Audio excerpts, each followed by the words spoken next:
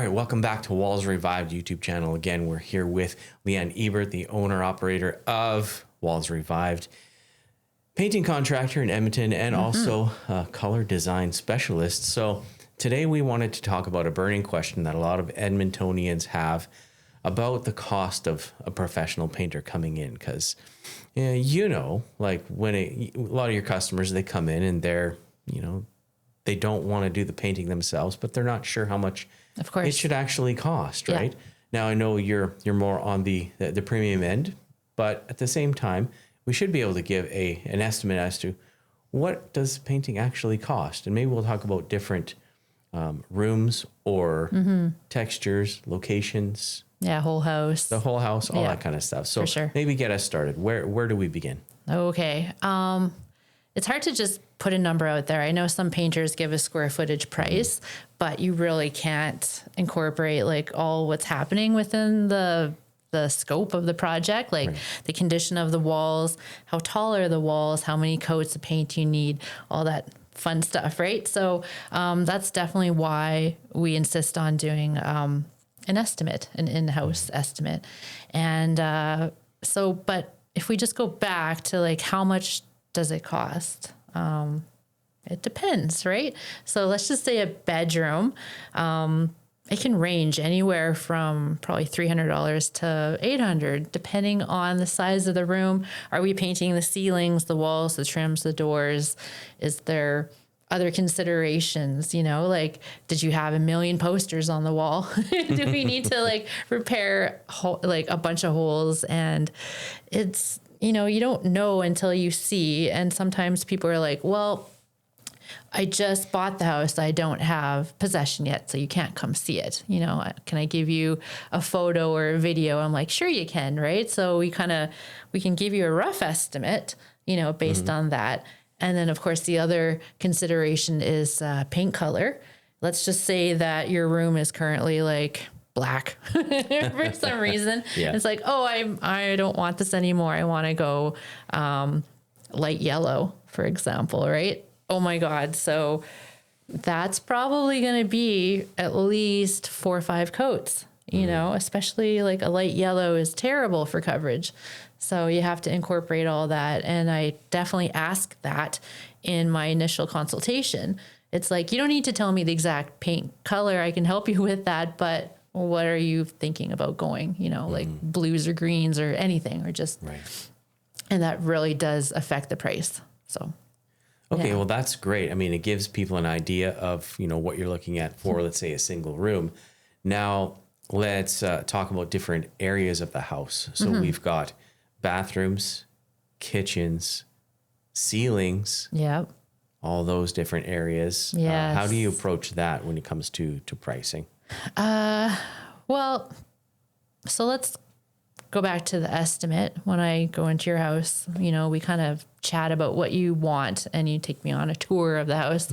And some people they might be like, do you think I need my ceilings painted? And we'll take a look up. And the other thing, I think I've said this before, you take a piece of white paper or a paper towel, for example, and then get up on a chair or something like that and put it up against the ceiling and just see the difference, right? It's like, oh, my ceiling is yellow. Okay, we definitely need to put a coat on there or something like that.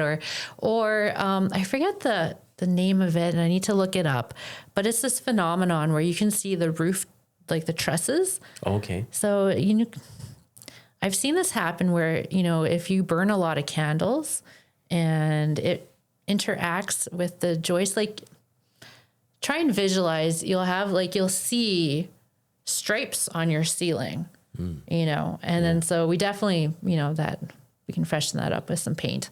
Right. And I think it's lead-based candles. Don't use them. Okay. All right. But anyway, so back to when we're going around the house and they're telling me the scope and how I price it out and whatnot. So like ceilings, for example, if it's just painted, not a problem. But if it's like a stipple or the popcorn, well, we have to spray it.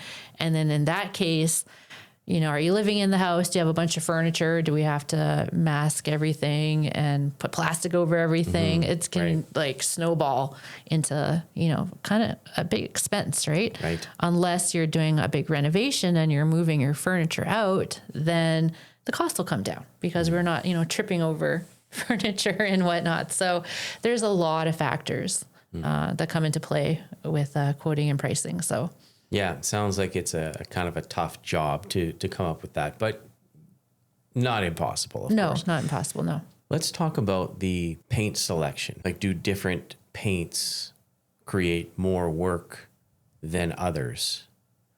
Like, let's say they wanted to go with a different brand. Okay. And instead of the one that you recommend, like what are the repercussions of that as far as when you're pricing out a painting job? You mean like they might provide the paint for me? Yeah. I do price my paint separately than my labor on my quote. So that's usually, that's kind of straightforward. Where we get into the gray area is if I'm not familiar with that product, I don't know how many coats it might take to cover. For example, because I use Benjamin Moore mainly, I know that certain colors will definitely be 2 coats, and other ones I do put on my estimates too. I'm just like, I'm quoting for 2, but in case a 3rd coat is required, this is how much more, it covers my end, and it also lets them know, well, depending on the color chosen, it might not cover over your dark brown walls or something like that. But sometimes people have leftover paint, and I have used other brands, of course, in the past, and but everyone's always reformulating and changing it up, so it's kind of hard to know. And I just explain that to my clients, and they understand. So Sure. yeah, it's not a big deal. Okay. Now, some people may not want to hire a professional painter, or maybe their child wants to paint their own bedroom or something. So when is it the right time to do it yourself, and when should you rely on a pro? Well, coming from a professional painter, I don't know if like DIY, sure, everyone can paint, right? You can pick up a paintbrush and start painting, but have you done it before? Like, which room are you going to do? Everyone's like, oh, I'll just do my bathroom. It's small. Believe me, there's so many obstacles, like to things to paint around. And the worst part is like, when you're getting ready in the bathroom, or like when you're revisiting the work you did, are you actually really proud of what you did? Because it's just, I don't know. It's, don't do it. Hire a painter. But a bedroom, I suppose you can get away with. But I don't know. I can't even really promote DIY anymore because I've just seen so many bad examples of it. And a lot of people are just proud of what they did. I'm just like, oh, they're like, how do you think I did? I'm like, I can't hide what I. Okay, so what are some of the problems that you see when they do it themselves? Of course, the number one is, hitting the ceiling with the paint, with the roller. So you see that everywhere, and some it's just here or there. Okay, fine, we can touch that up or whatever. But I've seen like a whole perimeter around the ceiling where I'm like, did you not? Oops, okay, I'll do better the second time, right? No. So there's that. There's, of course, getting paint on the sides of the trim. There's overworking the paint. So they're just like, how do I even describe that? Like, we call it orange peeling. So if you touch your walls, and if it's really, really rough, it's because you came back and rolled over it again, and you just kind of like created little peaks with the paint. There's a certain way that professionals do it, right? You just put it on, smooth it out, and move on. And when you're unsure of yourself, you just tend to like go over and over it, or else like you go over it again and your roller's too dry. It's just like, it's amateur mistakes. That's the main ones, or getting paint all over the floor. Seen that, or I don't know. It's too thick, too thin. Exactly. It's not great. So when they do call a professional afterwards to come and fix that, like how much extra work is that to correct all those hoopses? It depends on how they, like, my goal always is to bring it back to not perfection. You can never really achieve perfection, but the way it should have been. So that might mean, orbital sanding down their really thick cut lines. And a cut line is when you take a brush and you cut around the, baseboards and door frames and stuff like that. But if you're inexperienced, you just slap it on and you can see like brush marks, right? So we can sand that down. We can skim coat it. We can smooth it out. There's special tricks. We can spray white flat paint onto the ceiling, to get rid of those boo-boos. There's ways to clean it up, but the best way is just to redo everything. Ceilings, trims, walls, doors, and get it back to the way it should have been. Gotcha. So what you're saying is there's certain techniques and products and tools that you use that DIYers may not have the experience in doing. That's right. And, really the best thing to do would be to call a professional to do the painting because at the end of the day, it is paint and it's not the most expensive project you're going to do in your home. It's not like cabinets or countertops or flooring or anything like that. Yeah.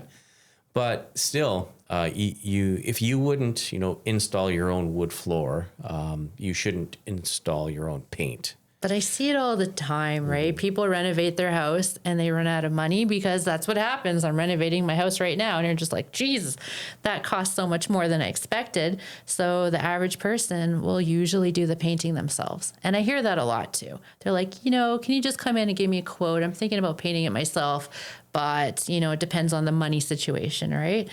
But the problem is like the paint, of course, and the flooring too, but that's what you see. Like that's the biggest visual impact when you walk into someone's house is the paint. And if it's done poorly, then, you're going to pay so much more to correct that down the road, or else you just live with it. And don't invite painters over to your house. They'll be judging you. Exactly. 100%.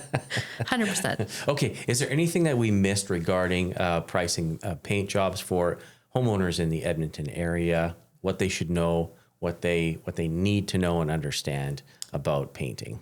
Not necessarily, just that the price will range depending on the project scope. So if you're just simply wanting to, let's just say, for example, you painted your kids' room and now they've grown up and we just want to bring it back to like a normal color. that will be on the less expensive range, right? But if you're just going all the way up and changing everything, it makes sense. It's going to cost more. Yeah. And then I wanted to go back to the DIY thing. I think I mentioned to you earlier, like, yes, it's okay if you're doing exterior painting, like your fence, for example. You can practice your skills out on your fence. Okay. Just as a first timer, don't do a room in your house. Maybe a storage room in your basement. Start there. Start there in the storage room. No consequences. That's really, right. in the storage room. Okay. Yeah. Awesome. Thank you so much for sharing your knowledge with us today. Hey, if you're looking for a painter and you don't want to do it yourself, call Leanne with Walls Revived. She'll be happy to come out, give you a fair estimate, and make your house look amazing. That's right. Thanks, Leanne. No problem. Thank you.